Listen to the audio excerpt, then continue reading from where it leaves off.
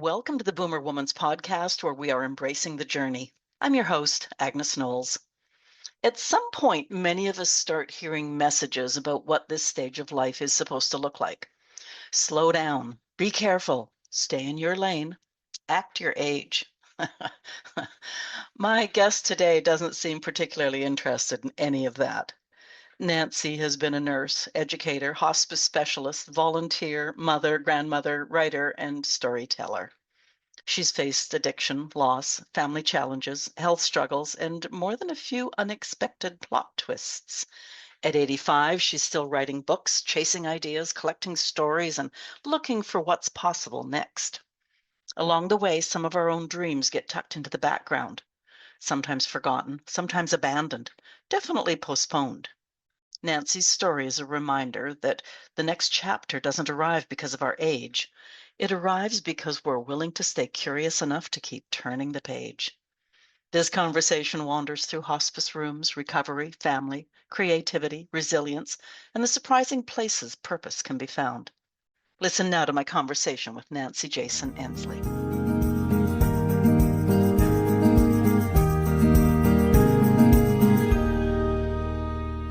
Many women spend decades doing what needs to be done, raising families, building careers, caring for others, and carrying responsibilities that leave little room for the dreams they had to tuck away. My guest today believes we actually have two jobs in life. There's the job that pays the bills, and then there's the work that calls to us from somewhere deeper, the dream, the passion, the thing we would do even if nobody paid us. Nancy has spent a lifetime serving others in healthcare as a nurse, educator, consultant, hospice specialist, and community volunteer. Alongside that work, she nurtured another calling, writing. What began at 8 years old became a lifelong companion through seasons of joy, loss, faith, family, and service. Now, in this chapter of life, she's exploring what happens when experience, wisdom, and creativity finally meet. Nancy Jasin Ensley, welcome to the Boomer Woman's podcast, where we are embracing the journey. Thank you, Agnes, so much for having me. Hello, everyone. Nice to Yeah, meet you. there we go. Yeah, yeah. Now, you say we have two jobs. Yes, Where did that realization come from for you? very early. Um, uh, I had quite a violent, very difficult childhood. I got to stay with my grandmother, who was from Hungary, and she had lost two husbands and she raised her children alone. She was born as a gypsy. Gypsies were people that farmed and lived in very frank uh, moving down the mountains in Hungary. Her from birth until you walk as a toddler, you work. Work was a part of your personality, expected. It was honored, and so she transmitted that to me and my sisters. She, we, if she said, Nancy, I need you to ride the hills of New Jersey. That's where I was born. Ride the hills of Jersey. I don't care how hot it is on your old bike and go get me some coffee. And she'd give me the money and I'd bring it back. And she'd say, oh, I forgot in her Hungarian language. I forgot you go again. Now, you go right now. And I never argued, not, and I grew up with a sense. My parents worked.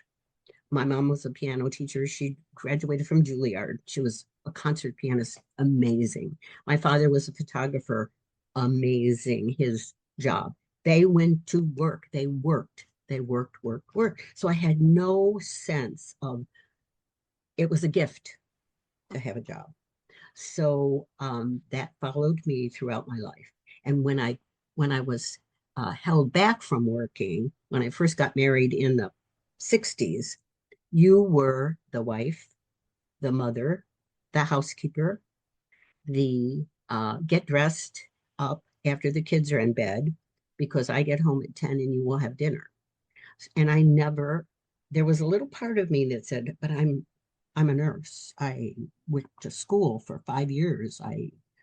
But that person shut off because I was told when I was told to work, that's what I did.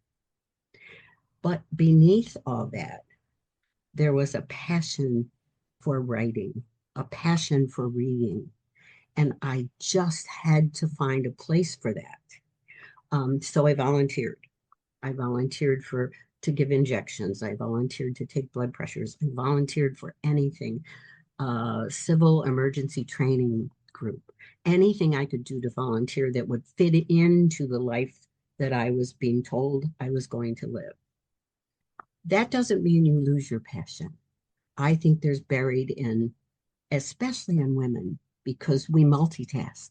And so we have this broad look of our, whatever our lives' boundaries are, we have this look of, I can do more. I can do the wash, I can change the kids, I can go to the store, I can put the groceries, I can cook, I can clean, I can do all those things. Not that men can't, but men are much more focused and allowed to be that.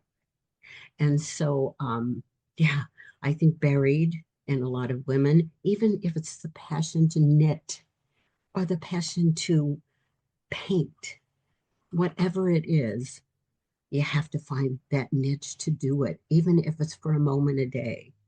And so I found that writing saved my life, allowed me to live all these years, allowed me to share experiences that I may or may not have had I not had the life that was sent to me. So all of those things made me who I am. My husband thinks I'm schizophrenic. He says, "You never stop. What's this and this and this? And now you're doing podcasts. And now what are you doing? You're 85 almost." And I said, "I'm not done. And if I'm done, somebody will let me know. But until I'm done, I have seen people in hospice, I'm telling you, and as I have seen people all of a sudden do one last thing. I'll never forget this man who said to me, he was in his last stages, agonal breathing, etc. All of a sudden, there was a hurrah moment. And it was when his family said, "It's okay to take the bus. It's okay to go." He woke up. He said, "Give me my wallet. Give me my wallet." And I said, "Your wallet? Oh, okay, okay." Gave him his wallet. He gave me $5. He said, "I used to rob the basket at church. I cannot leave without paying it back." Took 3 breaths, waited till everyone was gone. A lot of men do that, some women too. Waited till they were gone. They had already said goodbye. And took 2 breaths, smiled, holding his wallet, and me holding his $5. Isn't that something? You never know. You never know when your last hurrah is going to be. I've seen people in accidents that you never think will make it. And I don't know what it is. Yes, it's a force, it's a dimension. There's a beautiful CD that, or DVD that they play. It's called Transition in Hospice. There is a point in when your life is ending where you're looking at this world and whatever other world you think there is that we don't know is or isn't. And there's a dynamic that's pulling you both ways. And someone can call, and then you can take that breath and go there, or you wait. I've seen people wait 5 days without eating, drinking, or anything. They're waiting for something. Isn't that amazing? I mean, you never know when you have your last 2 moments to do something that you always wanted to do and never was able to. So don't be afraid to take a risk. I was a little shy kid. I thought nobody loved me. I had PTSD and I had abandonment issues, and there wasn't any counseling for me. I got to stay with my grandmother, and the tire swing was in her yard.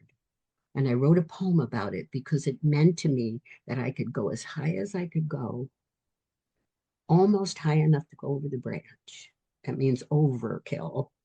And to see if my parents were coming home. They had left. And then I'd go down.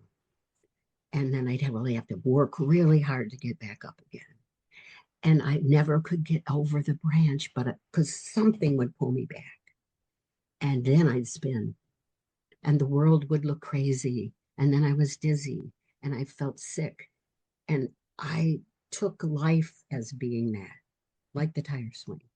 It meant you never know who you need somebody to push you. You can't quite get up high enough. You always want to go beyond what's there, and sometimes you can't. Something pulls you back. Just like my husband says, you're taking care of the kids, the house, and make dinner, and that's what you're going to do. And I said, okay, okay, I'll wash the diapers by hand. Whatever you want me to do, I want peace. And so I did that. But in the back, there's a person in a costume that's waiting for me to discover it again. Don't ever, ever say, oh, I'll never get to do that. I'll never get to do that. I'll never fill my bucket list. I've forgotten half of what I need to know. And everybody has a story. And you have a story. Everyone has a story.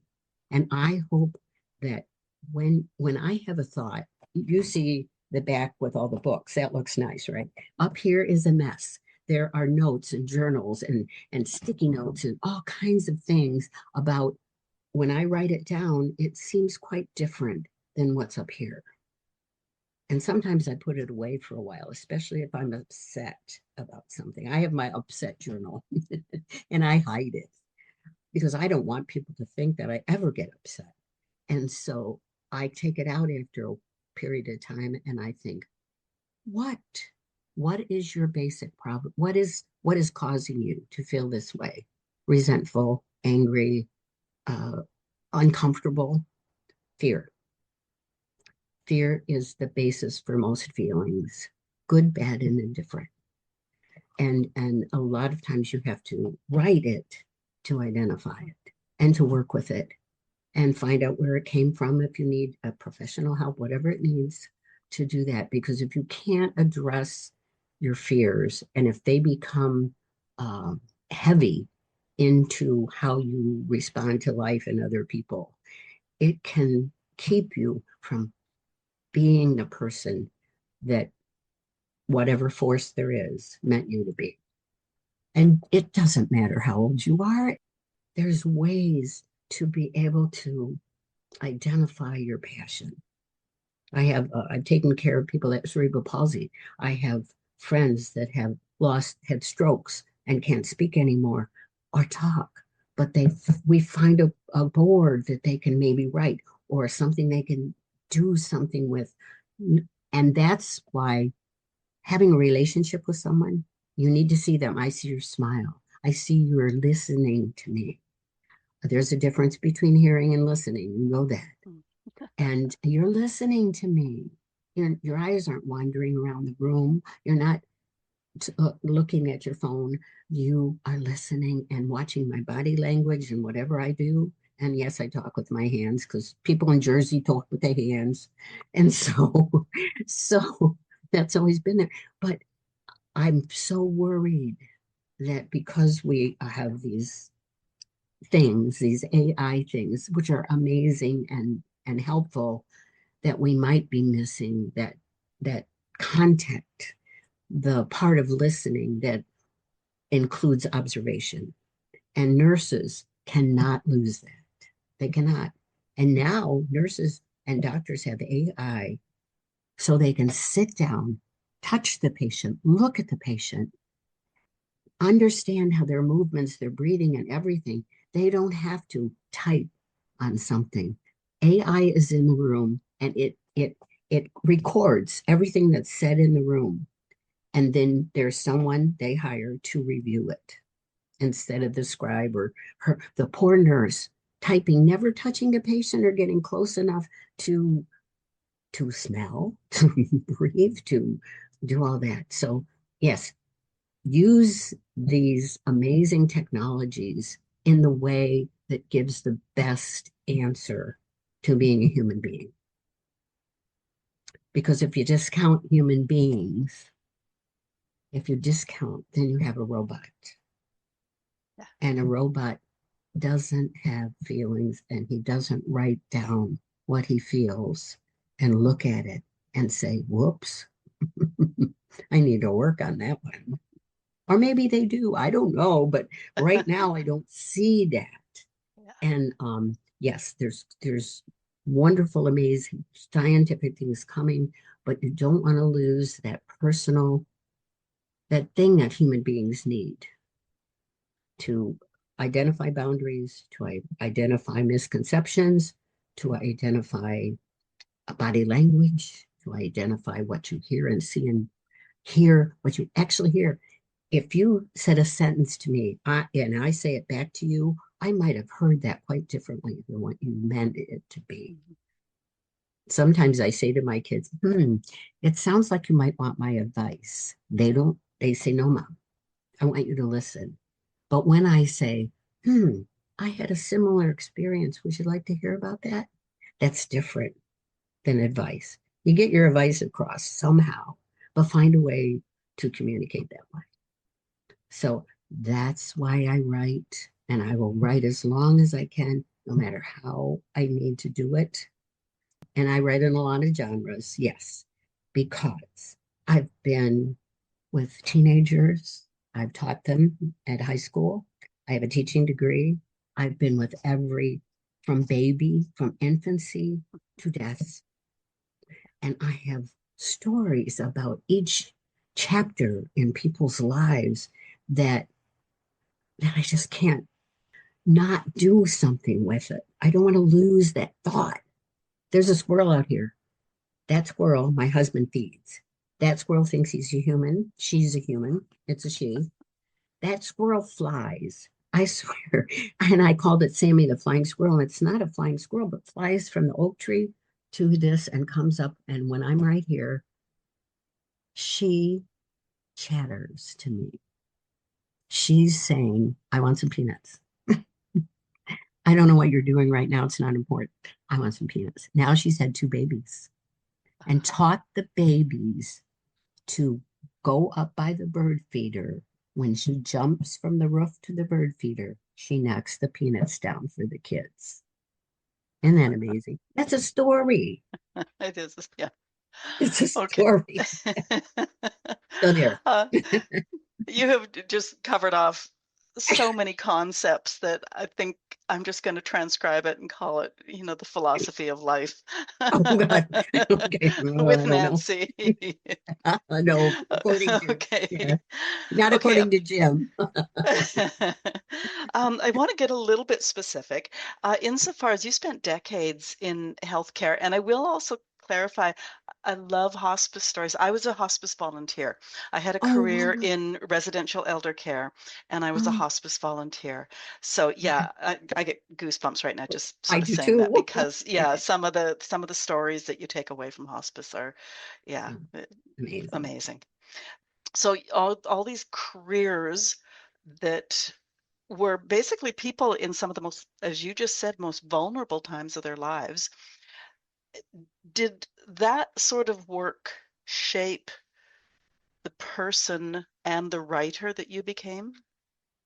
Ah, I'm glad you asked that. That's a wonderful way to put it. Yes, there are so many costumes that I have worn over life.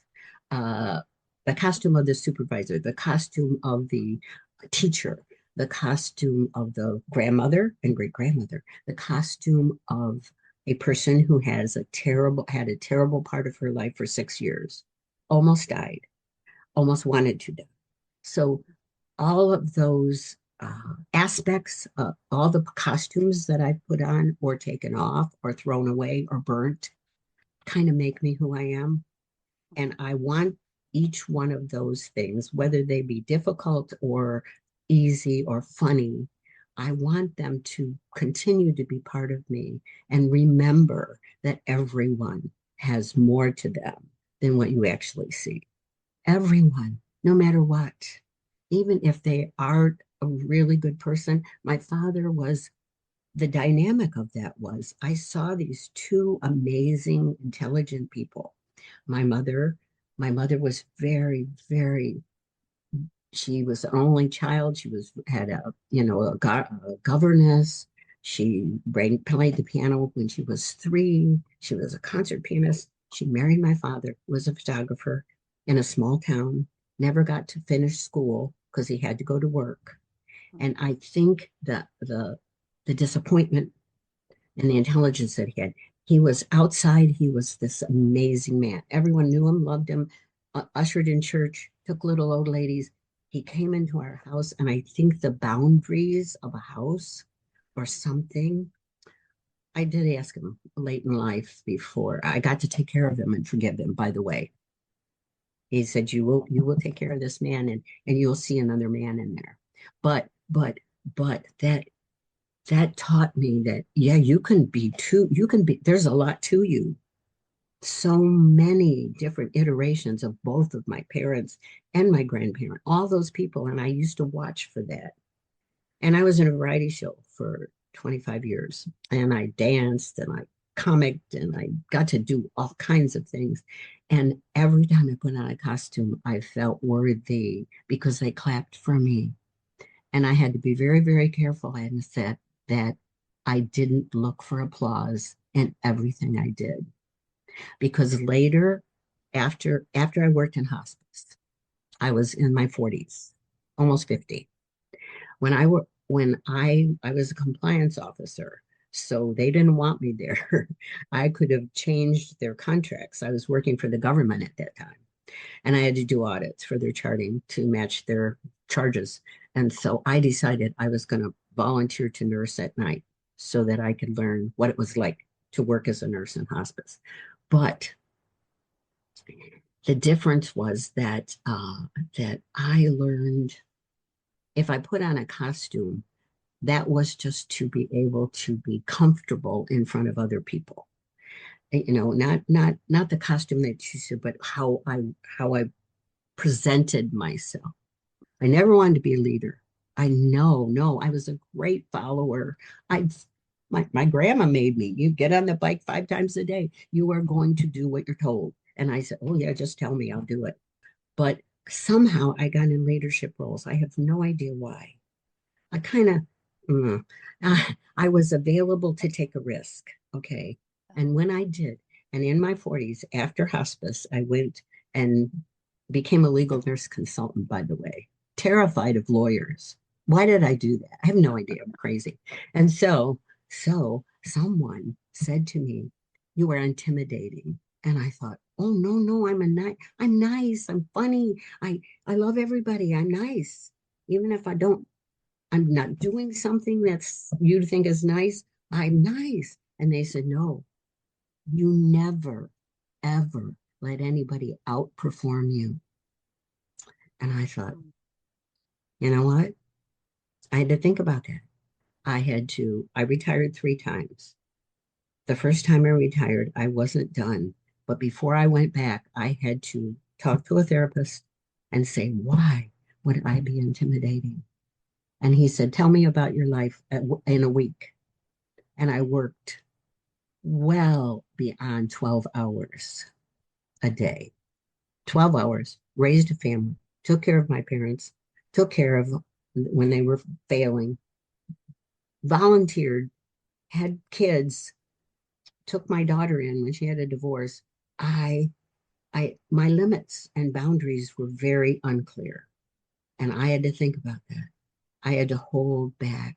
And so I go on LinkedIn very often because I have a niece who has amazing leadership. She goes all over the world and teaches people how to be a leader. And most of the time it is back off.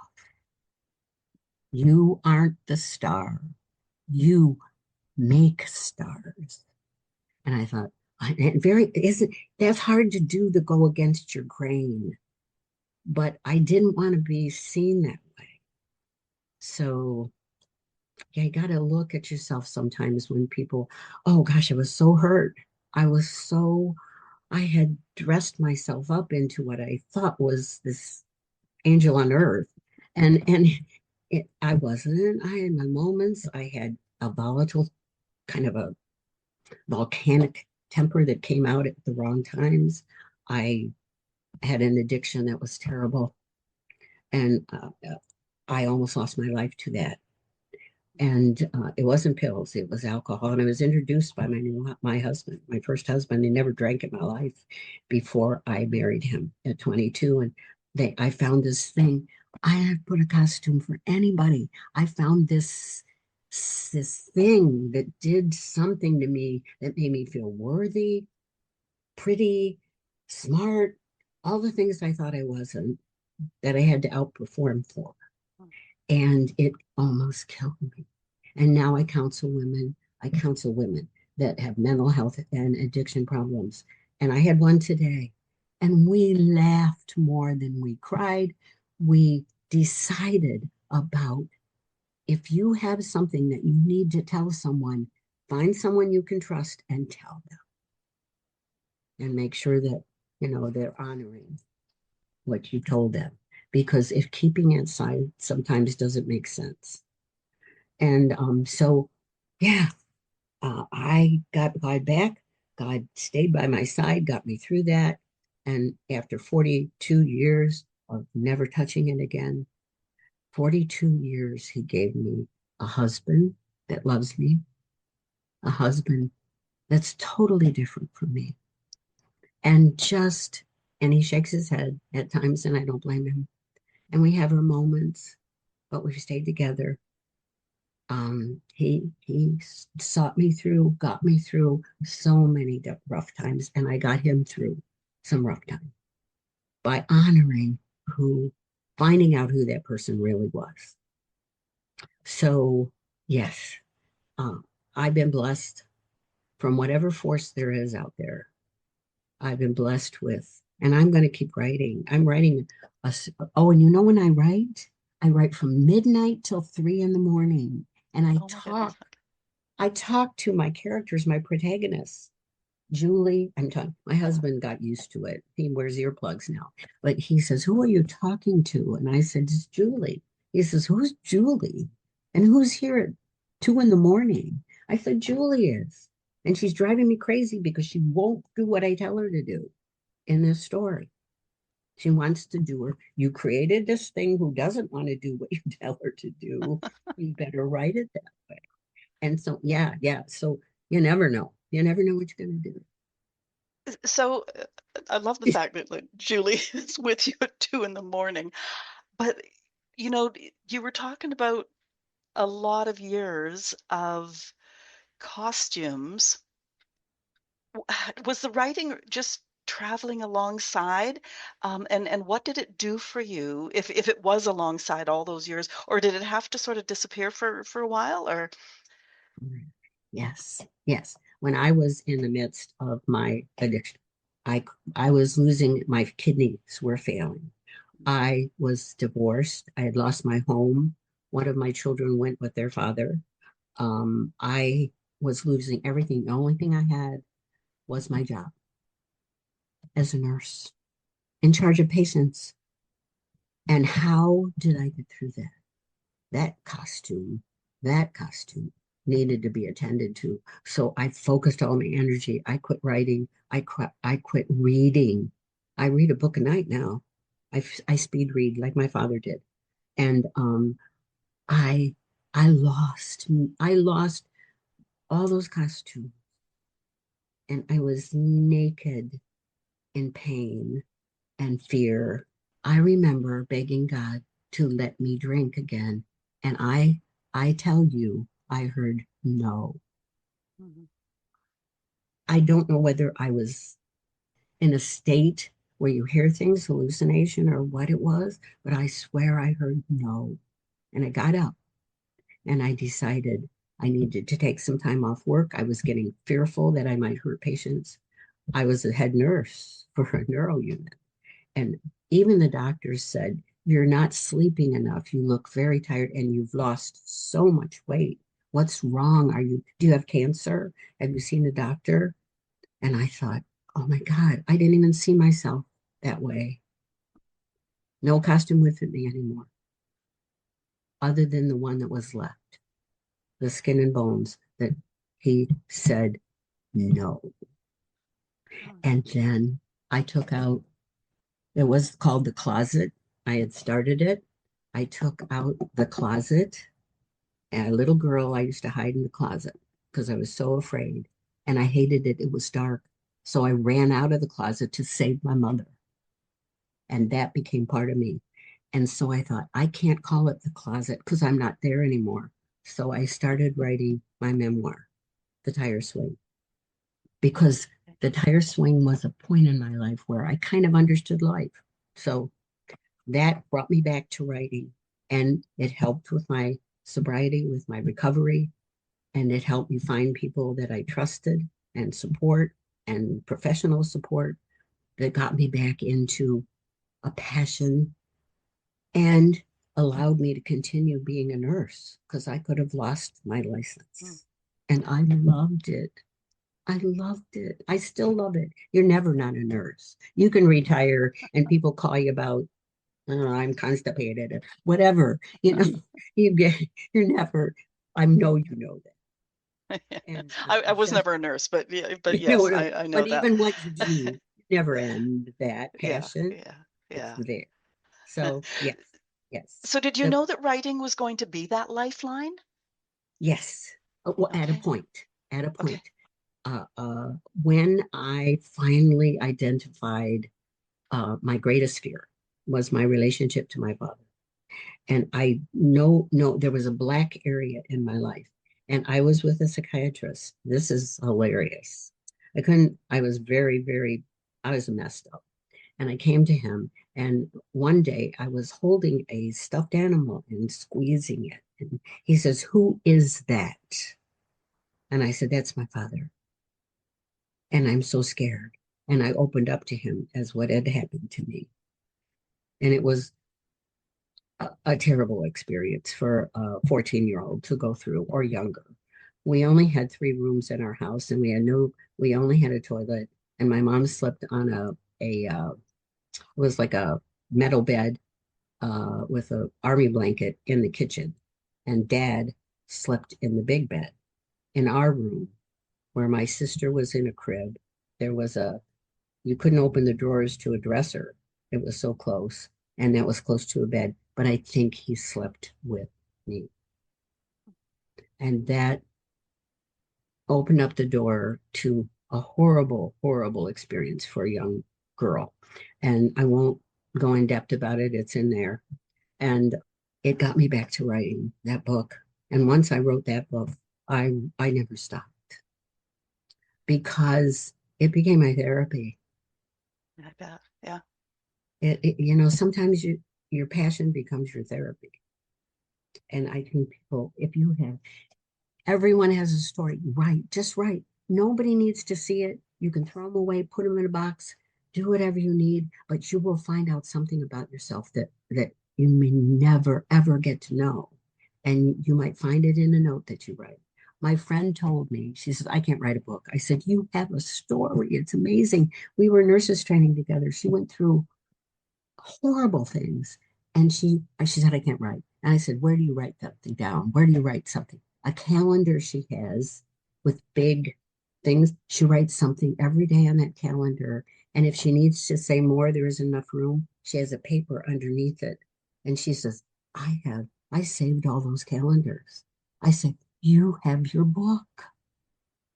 So I do ghostwriting. I do help people to write their books, Okay. which is so much fun.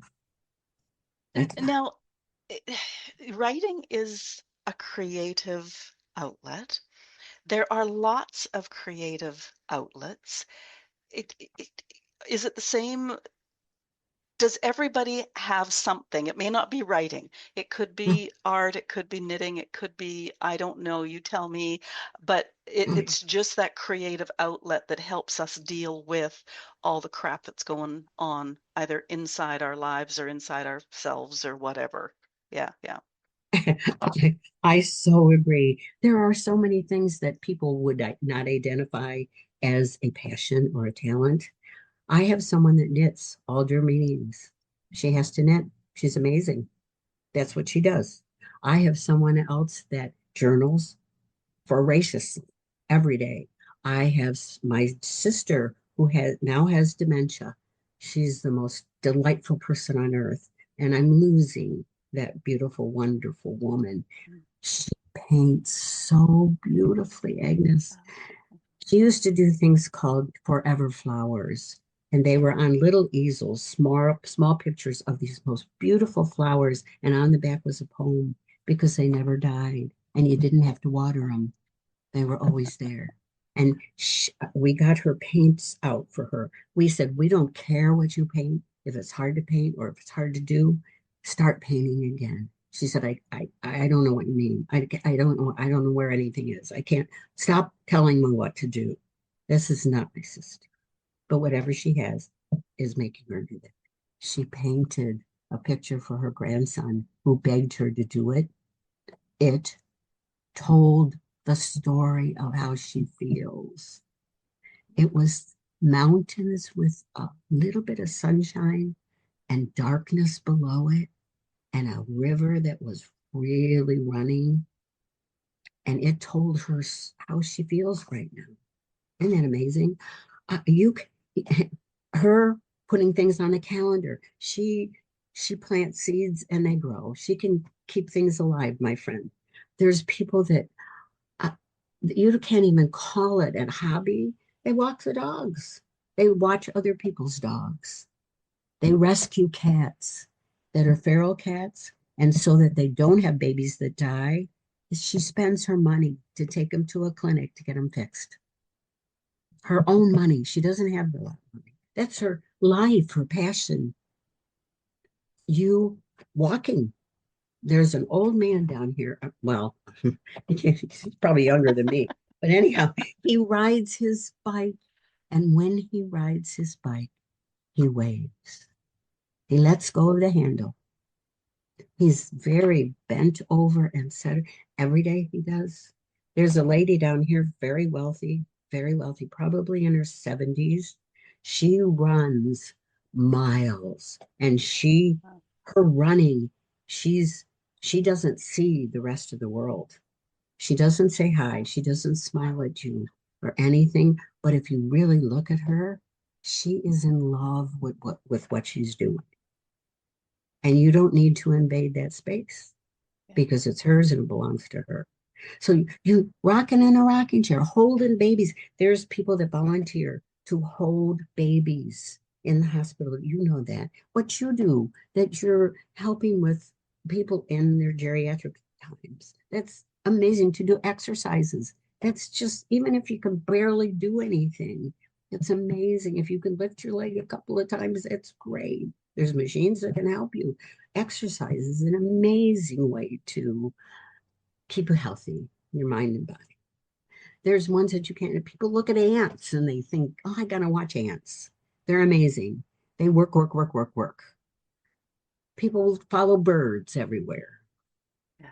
What I'm appreciating is, I mean, I sort of started out by asking about this creative outlet, but I realize as you're talking, I had put walls, I put a definition around creative. I, And you're explaining, and I really appreciate it. I hope our listeners are appreciating that, I you hope don't so. have to write the great Canadian novel or the great American novel. You don't have to No. knit an amazing, beautiful Mm-mm, gown, whatever it is, but mm-mm. just whatever, I guess whatever gives you a zen. I can't remember who I was talking to recently, and they were telling me something, and I said, it sounds like it's a really zen place for you. And they went, Yeah, just realizing that whatever sort of calms you, Yes. pleases you, that sort of thing. Do you Yeah. meet, seeing as how, you've just given away your age, I know you've met not women that are younger than you. Um, do you ever find women who just say, oh, God, that died a long time ago. I just they really Oh, feel that they can't. yes. Young. I think the genre of our world right now is there's a little hope missing. Mhm. People don't stay in jobs like they used to for 20 years. There's so much news, so much heaviness in the news, and it's hard. I love it when they have a humanized story at the end. They should start with that.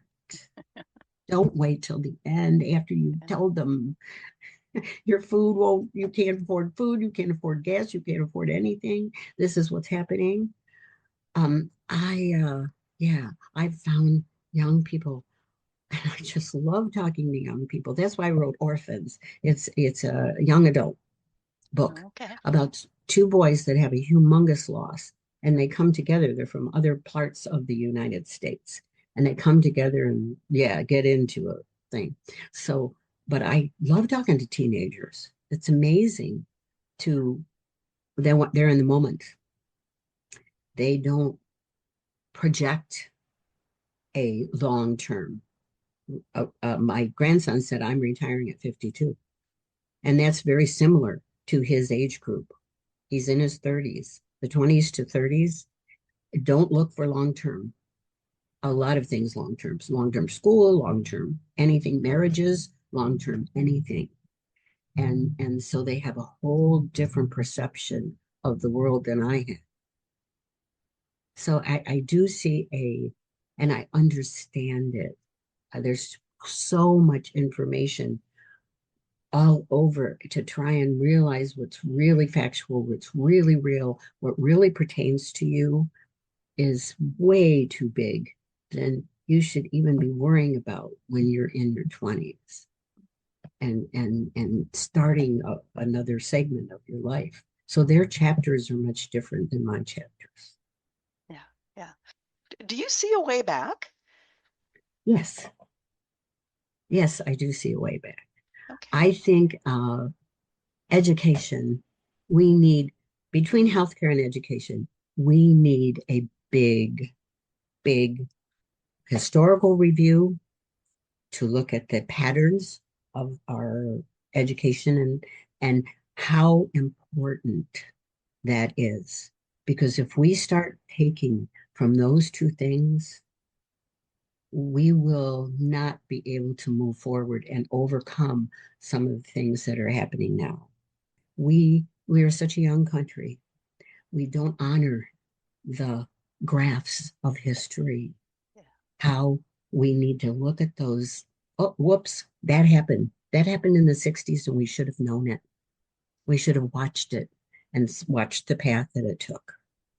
So, yes, That's I interesting because that's one of the things that my grandson and I talk about is did. like, and I hear people on the news and I go like, are you that young or have you not looked at history enough? Because if it happened in my life, it's not Yes. like it's ancient. I hope it's not No, ancient history, you know? no, no. Um, Oh, but yeah, oh. yeah, it's interesting how it's just, I think your grandson, he's understanding that what you're talking about is important. yeah, yeah, It's important that you had that jewel of history that you can remember and bring into the present and maybe say a couple of these signs are really, really, we should have looked at that yeah. back then. We should have learned from that. Yeah. Yeah, and that's the big thing is let's learn from that. And We'll learn from that. Yeah, apparently that'd be we're good. incapable of that. Well, we're teenagers. We teenagers, our Oh no, no, country. I meant even at our generation. No, no, no, It's like no. apparently the powers that be are not learning no matter what we're screaming into the I ether. know that. We're in headbands, whatever. Okay. Yeah. But we are a young country. We're Yeah, infants compared to other countries, and yeah, they've been through this. If you look at the Sweden and Denmark and those, they use Montessori now. They education. They don't have nursing homes like we have. They view their health care. You need health care, and they use their taxes for what they need. But it took years and years and years of history to get where they are right now, and they yeah. hold on to it because it's a Well, blessing. and I Yeah. don't know if you know this, but I'm in Canada, so we're even younger than you Oh, folks. oh, yes, you. Well, yes,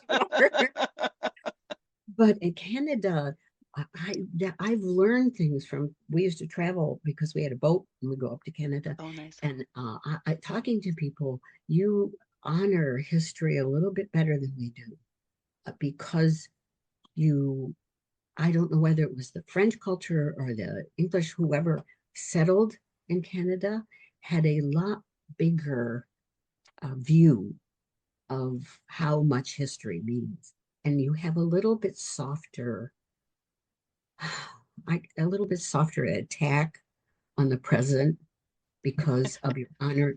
Somewhere in your genes, it seems that the people that I've met from Canada have a little softer take on how important it is to research something before you make a decision. And I'm just going to stay silent now and let you wax poetic about Canadians. No, I'm just I want to bring it back to our audience. What would you say to a woman who says, "I don't even know what my dream is anymore." Like because she's so spent with being wearing all those costumes that you talked about. Ah, okay. First, you have to trust someone. You have to trust someone that you can talk to. And you can say anything you want to say. You can use anger, you can use whatever emotion you need to tell that person, or a professional, someone that you can just let it all hang out. Somewhere in there, the uncut diamond is in there. You just have to get all the other stuff that's in covering. It may be in a cave, it may be buried for life, and you may never find it. Or you may not know what it is and you've discounted it because it isn't in your, you've never met anyone that does that. You've never ever done it before. You've never attempted it. I would say just write down how you feel that day, how you feel, and look in your feelings. Doesn't have to make sense. Doesn't your spelling or grammar doesn't have to be good. Write it down because I'm telling you, when I look back at what I write, or even what you write, I picked out of what you wrote the important parts that meant something to me that I never realized because it's the way you said it. That I'm okay. I had someone tell me my bucket list was to do a flash mob dance. I love to dance. And so here I am in my 80s, and my daughter got together the steps, and there were 11 of us, and went to a mall in Tennessee on Sunday afternoon at 2 in front of whoever was there. And we had t-shirts that had a cute little saying on it. And I got to do it. And I was telling somebody, I had gone with someone for her cardiology appointment. I was telling the nurse, she says, I love to dance. I said, I did a flash mob. A flash mob? You did? You did at your age? You did that? Did you really? Did you really? No one does that. I said, oh, yeah, people do that. 11 of us did that. And I hope other people saw the video and said, look at that old lady. One of them goes the wrong way every time.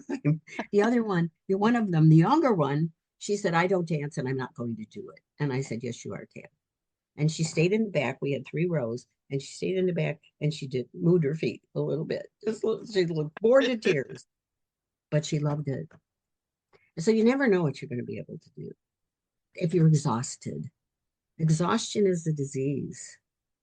It's a disease because if it becomes your life, constant, you get no break from it. You don't sleep well, you don't dream well, you don't get REM sleep, you don't rest, you don't take a nap, you don't get in your car and say, I'm not telling you where I'm going. I'll call you when I get back. I just want to go. I go to the park, Stone Park down here. I can't walk as far as I used to. I was in a very bad accident. I loved walking and running. I used to run, but I can't. But I go there and I watch other people doing playing wiffle ball or whatever that new thing is. And I thought, oh God, I used to play tennis. I want to do that. Oh gosh, maybe I could have been a great tennis player. I'm thinking, no, no, we can barely walk. But that is my moment of feeling okay about who I am right now. And everyone needs those sabbaticals from the confines of their whatever situation they're in. I used to run clinics, over 11 clinics on the east side of Toledo, which were the poorest side of Toledo. 11 clinics. And we would give free shots. And it was the grandmothers taking care of these little babies. Mm-hmm. And you know what? Most of them, so poor, so old, this has brought something in their life that they didn't think they had.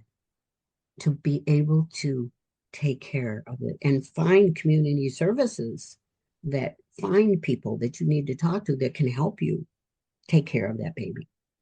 So you never know what's going to happen in your life, what you're going to get to do. You never know. My kids say, no, grandma, you can't babysit the kids. but you can hold them while we're there. We don't want you to fall going up and down the stairs. You know, you're rickety. And I said, not that rickety, but they see me as old as I am. And they don't want me to get hurt. And they don't want me to ever, kids, I would never do that. So if they put boundaries on me, that doesn't mean I can get on the floor and play with them.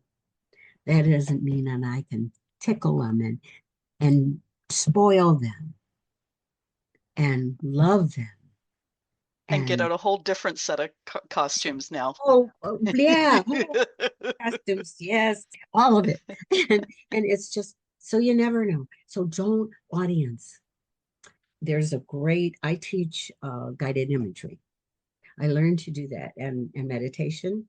Anybody can do that. Anybody can do that. Because right now, if I'm nervous about doing a podcast, you have made me feel very comfortable. There's different ways of, feeling and how I express myself. But I'm always high, okay, when I do speak. Yeah. And I am at the ocean, walking in the ocean, in the sand. I can hear the birds. I can feel the sands under my feet. They don't hurt anymore. I can feel the breeze. I can hear that water. And it's nobody else is there. And I can slow down, calm my voice. Don't talk so fast. I am there. You don't know I'm there. And that is a great help if you've got 8 kids and you're working yourself to death, 2 jobs, and you think there's nothing going to get out of this cave that you're in. Your mind can, and that doesn't cost you anything. There are people free to teach you. Or you got to just take a walk, get somebody that can fill in for you for a moment and just breathe. There's some exercises. We don't breathe. When I'm talking, I don't take a deep breath. And we don't take a deep breath. And breathing heavily in and out, the whole breath can kind of open up the door a little bit. Whatever tiny little thing. Okay, if you have to eat chocolate, if you need chocolate bars and the doctor says you're diabetic and you can't have them, there are no sugar chocolate bars. And if you need one a day to get you through the day, then get one. And just check your sugar afterwards. Just when someone tells you you can't have it and you think you need it, find a way to get it or something similar. Write whatever way you can. Dictate, write, use your hands, sign language, whatever will work. I cannot hear. I'm deaf in this ear. During COVID, masks were on, and I didn't realize that I read everybody's lips. Of course, yeah. Realize that, and I thought, oh my goodness, I'm deaf. I'm deaf. So I had to get these very expensive hearing aids that are transitional that make this side of my brain tell this ear that it hears from this ear. Isn't that amazing? Amazing. But I didn't know that I read lips for from childhood on Until we because covered them. Yeah. yeah, some of the guys talk down.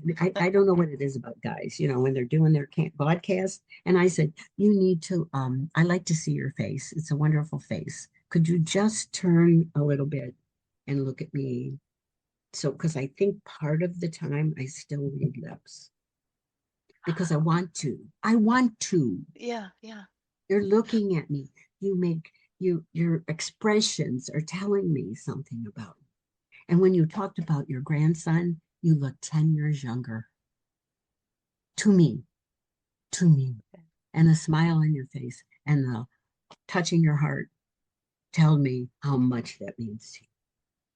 That he uses you and trusts you.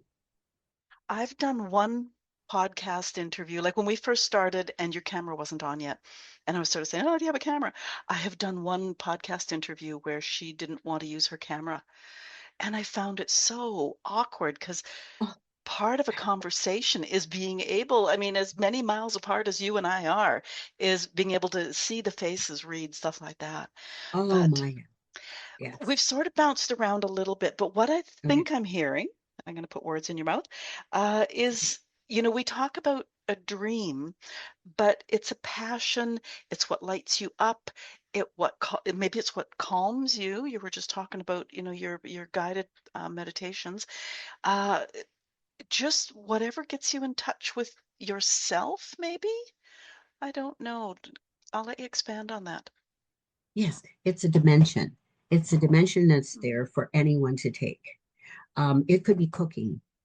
And mm, okay, here's the recipe. Here's the recipe. But you added something that someone said, this is different than something I've ever eaten. That will open up, that will light you up.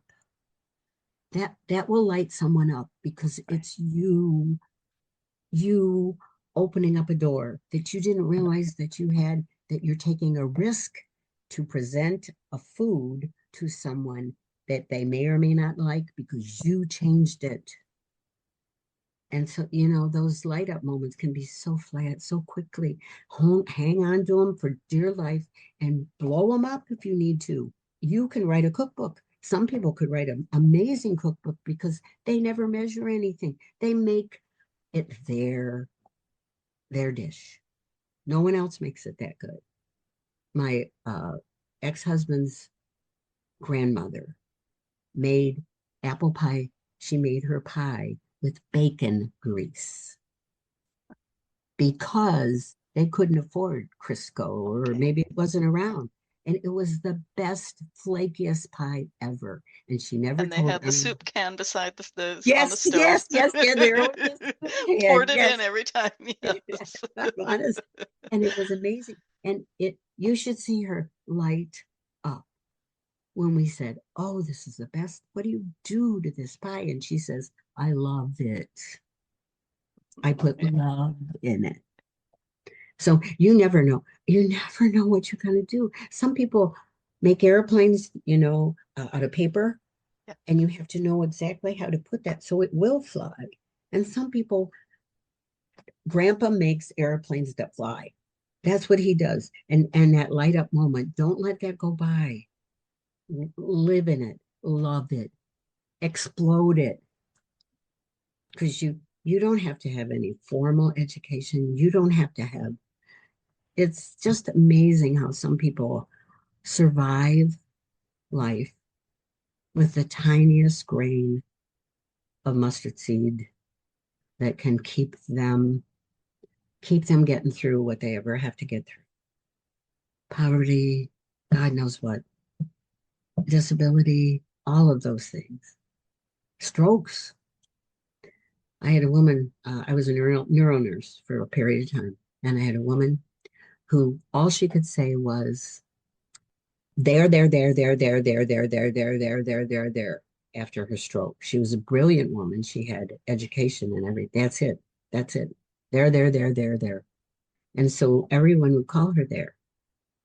And she was Emma there, Emma there. And our doctor, vascular doctor I work with, he says, Emma there is coming in today. And I said, oh, I want to run over. Can I come? I'm done here. Can I come over and see her? I love her. She's always smiles. She came into the room and said, hello, Dr. Dosick. How are you doing after 7 years? Because Wow. she listened. And you should have seen him and me and her. It was the most precious, it was amazing. Did we hear that? Hello, Dr. Dosick. How are you? Yeah. After all those years. And I don't, she went to speech therapy then because they could see some progress. Something happened, something grew, something took over, and there she was. So you never know when that moment's going to happen. She Yeah. was 86. And our listeners are all of an age. None of us are guaranteed tomorrow. What do you want women to understand in terms of time being finite, only we don't know what that means, they still have time to make changes. What do you want to say to them to get that across? That you have time to make changes. What I would want to say is don't let society, don't let people who put you into a portrait of who you're supposed to be. This is grandma, this is mom, this is, we get identified by those things, or this is a nurse, but that isn't the only thing that's to me. And if you get stuck into that thing, into that role, if you there's a little part of you that says, well, that isn't all of me. There's a lot more to it. And I want to show you what I can do. Or take the risk of letting somebody know that there's a lot more to you than even the best mom ever still has some things in her. And so sometimes that role that you play that makes you feel, it fills your ego. Don't let your ego put aside your miracle. Mm. So if you've got, everyone has one, everyone has many, many. And every once in a while, you got to listen to you, listen to you, no matter how much drama is going on around you, because those little moments will come when I really, I wanted to be, I wanted to be an airline steward. After school, there were only a few things that a woman could do in the 50s, late 50s and 60s. And you had to be a nurse to be an airline stewardess in those days. Yeah, definitely, definitely. I had to have it. And I wanted to be a doctor. I went to med school to start out. Oh, I wanted to be applauded. I wanted to be honored. I wanted to have power. And I wanted to be a doctor. I went 3/4. I lost my financial background to take care of my mother. She was very ill. So I came back, rescued her again. And I thought, what am I going to do? What am I going to do? I want to be a doctor. I have to be a doctor. It's powerful. And so I was the last person taken in Toledo Hospital School of Nursing 3-year program. And I thought, I'll be a nurse, and then I'll be nice to nurses when I'm a doctor. I won't treat them bad because I know what it's like to be a nurse. And I fell in love with it. I never knew that flower was there. I wanted the whole bouquet, and the flower was the prettiest part of it. And I got to save lives. I got to be brave enough to argue my point. Just watch your delivery. Everyone has an opinion. Everyone has a right to an opinion. It's the delivery that makes the difference on whether it's going to be heard in the way you want it heard. So, yeah, take a little risk every once in a while. Uh, Write down the pros and cons of what you're thinking of doing. Say, I never thought I could babysit. I never thought I wanted to work in a nursery. I never thought I wanted to buy an Uber, be an Uber driver. And go ahead, do it part time. Tell your husband or tell whoever, find a way out of the boundaries that might make you forget that there's a gem in there, no matter how old you are. Who would say that I would do a flash mob dance? I wanted to skydive. I wound up having lots of surgeries, so all that metal kept me from doing it. My grandson was going to partner with me and skydive because I was terrified of heights. And I thought, I've got to jump out of a plane where there's no way you cannot come back. They don't tether you. I never got to do that. So I thought, I can still dance no matter what, not near as good as I wanted to. But I begged them to let me do it because I had to do one of the things in my bucket list before I take off. And my friend Muriel, who was my sponsor, she was raised in vaudeville. I wrote a book about her, Penny for Your Thoughts. She was amazing from 5 years old. And she taught me how to dance. We were in the variety show together. And I was with her on the night that she was agonal breathing in hospice, kneeling with her son, who was terrified to tell her it's okay to go. Terrified. I said, I'll hold your hand when you say, Mom, you can take the bus. Up on they had little TVs in the hospice room, and it was 2 in the morning, but they were replaying a baseball game. Versus, it was the sports, I guess, late at night. She loved baseball. She loved it. She knew the averages. She knew the names of the players. She knew any baseball game. She didn't care who was playing. Okay, she's doing, it's called chain stokes. So you breathe for a while and then you stop. And you wait, wait, wait, wait, wait. And all of a sudden she gets another one. That can take days. And it's horrible. It's very hard for the family, hard for him. He's like, oh God. He finally said, okay, mommy, you take the bus. She sat up, opened her eyes, and she said, damn it, I'm watching the ball game. Took two breaths. I'm watching the ball game, eyes like this. She wasn't looking at either of us. We weren't in the room with her. The ball game was. And she took some breaths, smiled, and died. You never know when that moment's going to happen. And you never know how long you're going to hang around. So use every day as a gem to polish that gem and be able to use it because it's really important. It is. Just don't be afraid. Don't be afraid when other people tell you you can't. That's when you really, really need to know that you could, that you could. There we go. What haven't we talked about that you want our audience, midlife women, to think about? You've given some amazing tips, for lack of a better word, incentives. Because I'm a healthcare worker, please take care of your physical health. We put aside our physical health for our caretaking thing inside of us. Women do, we do. Yeah, We yeah. oh, we multitask. We run the kids to school. Do this. We do that. Do this. Do this. Do this. Do this. And we forget that we didn't go to the dentist. We didn't get teeth cleaned. You need some physical health because I have put that aside a lot of times, and it didn't fare well with my later on years. Yes, take care of your physical health.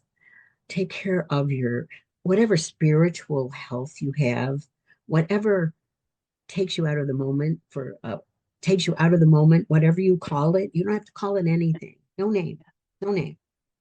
Just whatever. Oh, I need a piece of chocolate. And in that few minutes that you're chewing a piece of chocolate and you think it's okay to do it, then do it. I need to take a drive. I'm sorry, I can't make dinner. I got to take a drive. Whatever it is, do that. And write, if you can, or dictate, or whatever.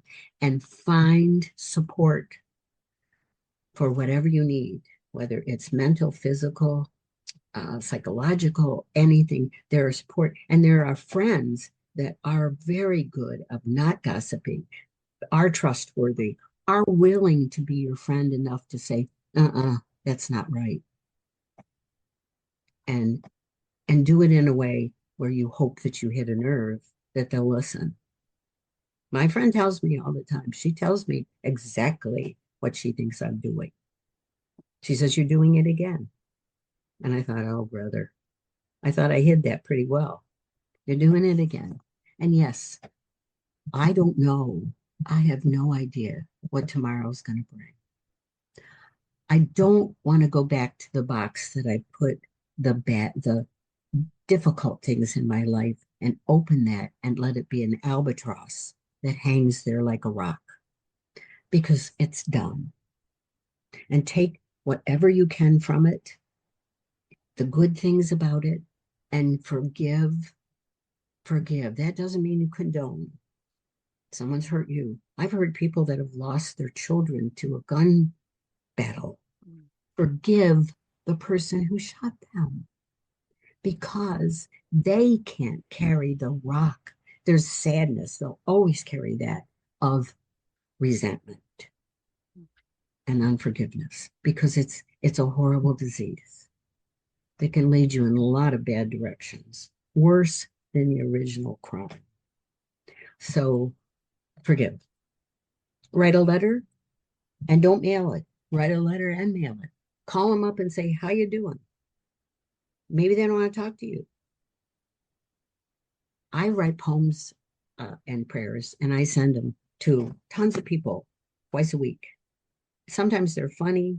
Sometimes I spill coffee all over me, and I do that. And I love poetry. I write a lot of poetry. I've had some published, and they're writing poems back. Never wrote a poem in their life, but they want to. Oh, I can write a poem, and some of them are.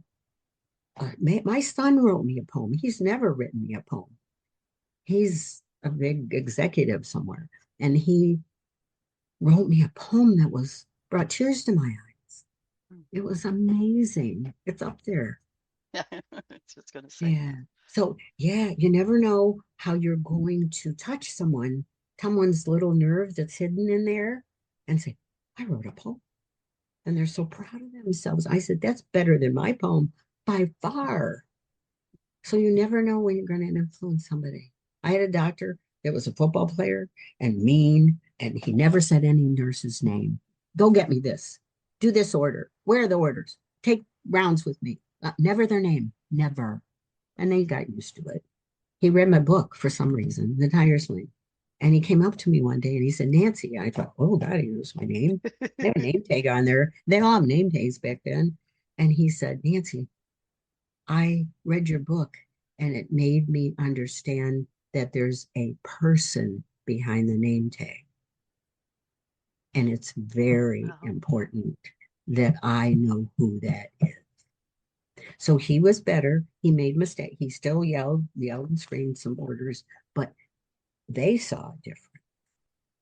And he saw a difference in how they, oh, can I make rounds with you? No one ever asked. They didn't want to make rounds with you. So you don't know who you're going to touch. I was in line with Christmas time. Lines are long, not enough help. Everybody's tired. Everybody's grumpy. And here's a little girl, a young girl, 12, 13. She had a bag of money and she had bought 5 things for evidently her family. And she didn't know how much she had. And she's counting out these pennies and nickels and stuff. And everybody's groaning and moaning and moaning. And I'm watching her. And she had tears in her eyes because she saw that she didn't have enough money. Which one does she take away? And I said, you have enough money. And I gave her the other $2. And those people turned into these elves and these angels and never grumbled, nothing. For a few moments. There was a light in the room. Not what I did, but how she looked. She didn't have to make a choice that no 12-year-old should have to make. So you don't know. I mean, you touched me today with your face, your story about your grandson, the things that you do, and how gracious you are to let me go on and on and on and on and still get what you need for your pro. I hope that I hope that someone out there said, maybe I'll try that. Maybe, maybe I'll try that. And if Well, somebody you're says, not done yet. oh, I'm not done yet. I want you to Okay. talk about your books. That's I was looking Oh, away, and I hope you didn't think I was tuning you oh out. no, no, no, But no. Okay. I can't get over all the different genres that you write in. So, Because everybody asks me this, evidently, and I know that to be true. All the books that I've read, there are certain dynamics that people are may make bestsellers out of bestsellers. And there is a group of books that I want to do before I leave or am not able to write anymore. I love the 18th century. I need to write a trilogy. And that's going to take me away from a lot of things then so that I can research that and do it. yeah. But I I've lived so many parts of lives. And my grandson, I listened to other people. My grandson was drawing pictures. He's a great artist. And I said, what is that thing with 5 arms and googly eyes? And he said, it's an alien. And he said, Grandma, I want you to write a sci-fi book. And I said, I don't know. I've been to a planetarium and I think it's amazing up there. And I'd love to take a spaceship up there, but I don't know anything about it. He says, you don't need to make it up. And I thought, well, I believe that any fiction should have believable things in it because you can lose someone so bad that they can't get into the story. So I had to do research because he wanted me to write a sci-fi. And I never thought about ever writing. I had written about a little boy that was the product of someone from outer space and a lady that made hats, Bernard, Bartholomew, Bosselby, these three I B's, love and that. Yeah. a series. And my sister did the artwork. She Okay. did the artwork. She did the artwork on the tire swing, and they never let people that aren't contracted with them. But this was so Oh, beautiful because it told a story. She was 4 years old. How did she remember how that looked? So they let him do that. So you just never know. And yes, the memoir was really important to me. It was a so the part of memoir was the tire swing. that was the tire swing. The memoir Okay. is the tire swing.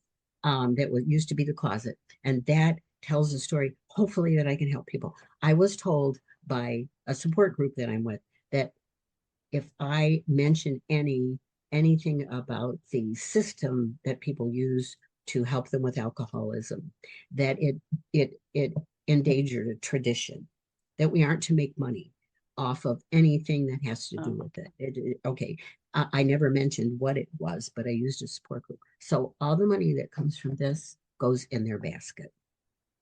I said, I'll fix it. That's what happened. I'm not going to make any money. And so, yes, I have mysteries. I love mysteries. And I have an ending and a beginning.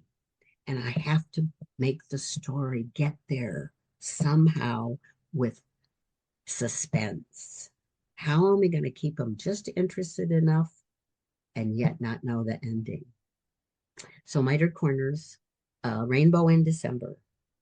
Miter Corners has a lot about healthcare because it's stories that doctors, nurses, lab techs, anybody in healthcare I've ever had told me stories and let me use their stories, not their name. And it's a compilation of that, but there's a murder story in there and there's a romance in there, all kinds of stories. Okay, Indigo and 35 sounds like yeah, something. Now, Indigo 35 is space. That is it. Did you know that at the very farthest, it's 1,000 light years. You would be 1,000 years old if you could go through a wormhole to get to these five planets. They are there. And the middle planet's the size of the Earth. It's kind of got a blue hue around it, and it has two suns the same distance from the planet as Earth. So if our Earth is disintegrating, can they get there? Because maybe life could live there like we know it. And they have to go to Mars as a base and they have to get through a wormhole. And a wormhole, you can't have negative and positive because you'll blow up. So you have to have negative and negative to get through it. So that's and I believe that the backstory of your character is important so you know them. You can see them, you understand them, because if they change, you say, no, no, don't do that. No, what are you doing? Or yes, yes, go there. is it Because you Julie that you're yelling at 2 in the morning? I want everybody to, yes, Julie. She's she's hopeless. And so and then a penny for your thoughts is an ebook. Okay. And that is the story of Muriel, who was my sponsor, who was in the vaudeville. And Oh, okay.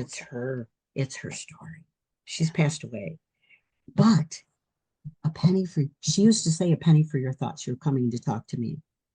And I'm telling you, I don't know. I might be crazy, but every time I would go to work in the morning, early morning, knew I was going to have a horrible day, there would be a penny next to my car. I found pennies where I just vacuumed and there's a penny there because she is up there saying, okay, there you go again. I've told you not to do that. Or yes, go ahead. Because they are out of blue. They're from heaven, pennies from heaven. So a penny for your thoughts stays there. Um, just Well, then you got Isla, you've got 3B, Bernard yeah, Bartholomew Bosselby. Bartholomew Bosselby, oh my Those are word. children's, are they mostly? Yes, they are children's. Yes, Okay. it's in a poetry form, kind of like Oh, Dr. Seuss. okay.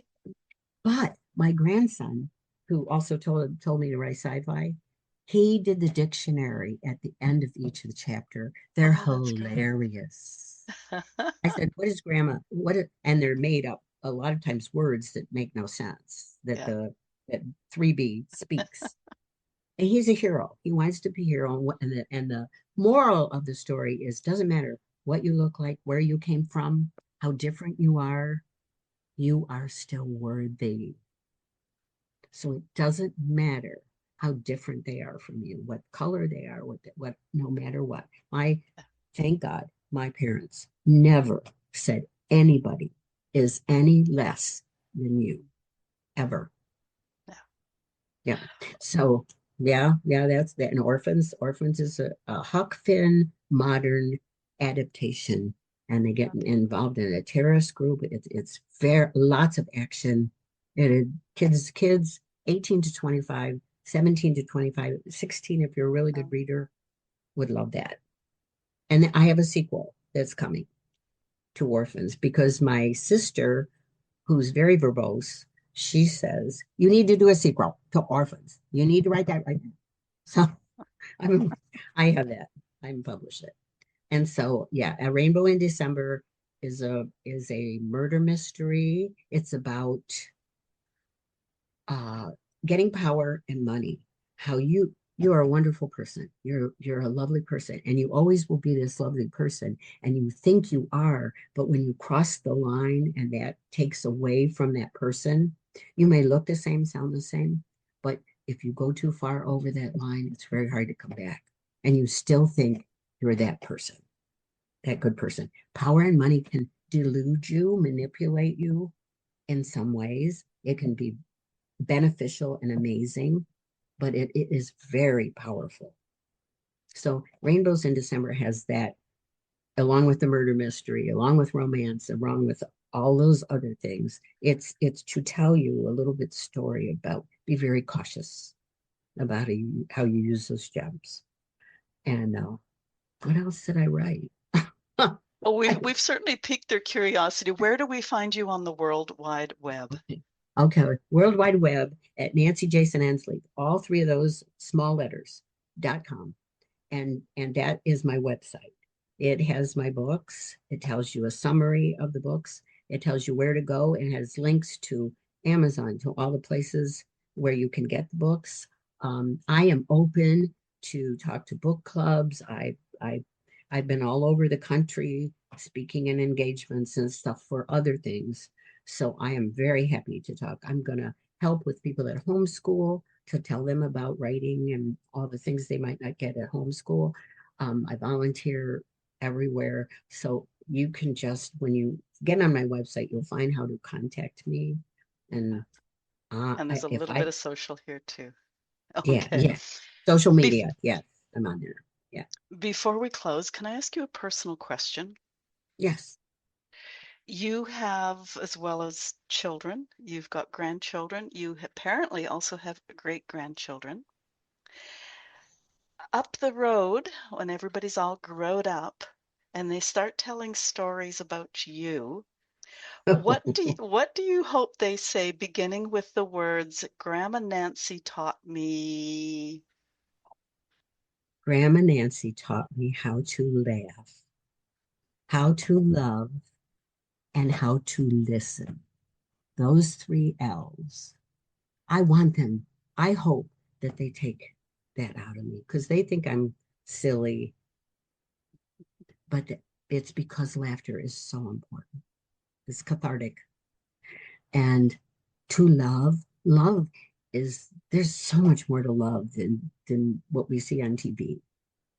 Um, Consistent, love in the dynamic of tragedy, love about all kinds of ways, and to listen, not just hear, listen. I told she's a lawyer, granddaughter, and we were at a family dinner, and I was talking to her, and she had her phone. She's doing da da da da, and not looking at me. And I said, Erica, suppose this is the last time I get to talk to you. She said, what, are you sick? Are you sick? I said, no, you aren't listening. So I hope they remember those three things. There we go. Yeah, Okay. Your website link is in the show notes, and great, a bunch great. of links will be in. I'm not going to put like all the, what is it, Amazon, Barnes and Noble, all the Oh, rest no, of no, it. no, no, I'm no, not no, going no, to no. put all those, No. but as many links as we need will also be on your page at our website. Thank, thank you so much. Thank you. Listeners, Nancy talked about having two jobs in life, the one that earns a living and the one that feeds the soul. I'd love to know, what dream, interest, passion have you carried quietly through the years? And is this the season to give it a little more attention? I'd love to hear your thoughts in the comments. Yeah, someone told me that I should take my poems and put them in a book because I have boxes and boxes. I did all my Christmas cards, all these poems, and they're all over. Some have been published, but not near. And some of them are saving lives at times. Mm. And some are hilarious. And I've written stories and poetry. And someone said to do that. And I thought, okay, when are you going to do that, Nancy? And I am going to take this winter to do that and to start working on my trilogy. Because those two things I I want to get done before I go wherever they want me to go. Him, it, whatever, whatever dimension I wind up in. I Okay, so tell people listeners, my don't let Nancy outdo you. no, no, well, no, I've got to do it. Yes, don't let me find other ways to put that up because it seems huge to me, Yeah, but it isn't. It yeah, isn't, not if I do it. Yeah. there You we know, go. we always look at jobs that look bigger than us and we wind up doing them. A lot of Yeah, people, no, for sure. Yeah, yeah. don't you? Yeah. I mean, doing the podcast, that's a big risk. People don't realize how much there is to that, how much planning you have to do, how much understanding your audience. You write about your audience, you know who's listening to you. I think I have a greater respect for podcasts since I've been able to do them. I had done them a few years ago, but only a couple. And they were just audio. They're just for the radio.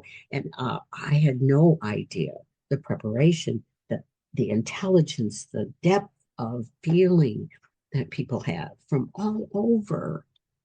It's an art form, and I so thank you for allowing me to participate. I really, really do. I No, really I do. appreciate you. And Thank you. listeners, listen to that because, yeah, I work so hard for you. Yes, you do, If, in the do. meantime, if Nancy's story made you think about someone who's put their own dreams on hold while caring for everyone else, please share this episode with them. Sometimes a conversation arrives at exactly the right moment. If you And enjoy it will. thoughtful conversations about reinvention, purpose, creativity, and creating your own next chapter, be sure to follow the Boomer Woman's podcast on your favorite podcast platform so you don't miss an episode. Nancy Jasin Ensley, thank you for being my guest today and for reminding us that our dreams don't disappear simply because life gets busy. Sometimes they'll wait patiently for us, not like Julie at 2 in the morning. Anyways, Yes. your story is just a beautiful example of creativity, purpose. Beginnings are available at any stage of life. So thank you for that. Thank you, Anna, so much. Thank you, everyone, for listening and you doing. And I'll pray that you listen and find that little diamond in there and act on it. I hope. Thank you so much. There was certainly enough of them. Thank you. Have a great rest of week. The same to you. Thank you so much.